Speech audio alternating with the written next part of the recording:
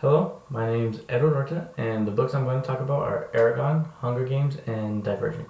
So these all have young protagonists who are trying to save something that they care about. Aragon is about a boy who discovers a dragon egg in the forest and hatches it. The dragon is named Saphira and it grows quickly. Soon, the evil king sends his men after Saphira and they go to Aragon's house and end up killing his father, so Aragon has to flee and he runs into a man named Brom. Brom is an ex-dragon rider who teaches Aragon how to ride Saphira and use magic. So Brom ends up dying to save Aragon, who gets captured by the king's men anyways, and Aragon has to get saved by Murtagh, and they end up escaping to the mountains where the rebel group is. The rebels take in Aragon and Saphira and Murtagh, but they ended up leading the king's men to the rebels group. So there ends up being this huge war, and Aragon and Saphira end up being the heroes of the war who end up taking out one of the generals of the evil king. So this book is recommended for anyone over 14 because it is a sci-fi book and it helps expand their imagination. It also goes into the loss that Aragon faces with his dad and the conflict he has within himself, whether to keep fighting or to give up, or when he almost loses his dragon Saphira, but there's also this hope that the evil king can now be taken out by Aragon because he is a new dragon rider. So this next book I chose is Hunger Games, and this features the main protagonist Katniss Everdeen, who is a member of District 12. She has to volunteer herself as a tribute for her sister Prim, and this is so Prim doesn't go into the Hunger Games. So the Hunger Games is a fight to the death between 24 people, 24 tributes, through 12 districts, 2 from each.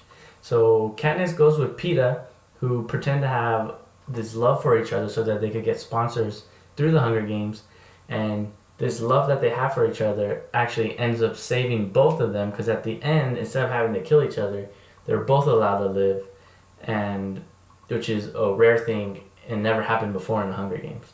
So since this happened, it sparked this idea of rebellion against the Capitol. So the Capitol thinks that it needs to punish Katniss and Peeta for this, but this is where the book ends, and so then it'll be carried on to the next books.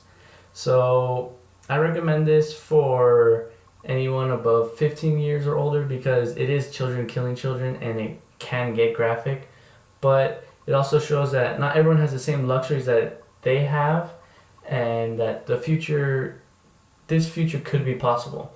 Maybe somewhere where it's a tyrannical future, like maybe like North Korea, where all the power's in one person. And so like it just really opens up the minds of the reader where like, whoa, like this could actually happen. And so the last book I chose was Divergent, and this features Beatrice, who lives in the future version of Chicago. And so in this book there's 5 different factions. There's Dauntless, Erudite, Abnegation, Amity, and Candor.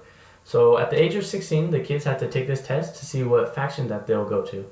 And Beatrice, who's the main character, finds out that she's a divergent. So she doesn't really have a faction. And she finds out that the government will kill her if they find out she is a divergent, because divergence could spark rebellion. And the government does not want that. So she decides to join Dauntless, which are the risk takers and the warriors of the group. But she finds out that she doesn't actually just get into Dauntless, that there's actually this competition that she has to do, and she might get chosen. So during this time, she finds out that the Erudite faction wants to actually overthrow the government by brain controlling the Dauntless into fighting for them. However, since she is a divergent, she can't get brain control, so she's able to stop them from fighting. But the book ends with the city still in chaos because there's still the 2 other books that will explain the rest of the story. So for this book, there's loss and there's suicide, but there's also love, and it shows the struggles that Beatrice goes through, like contemplating about having an intimate relationship with someone. It really pulls at the strings of the readers, and sometimes the readers can identify with the character. So this book should be read from like 15 years or older, just because there's a lot of death and there's also suicide in the book. So overall, the 3 books do a good job at focusing on the main character and showing the thoughts and emotions of the character as they experience the tragedy and love.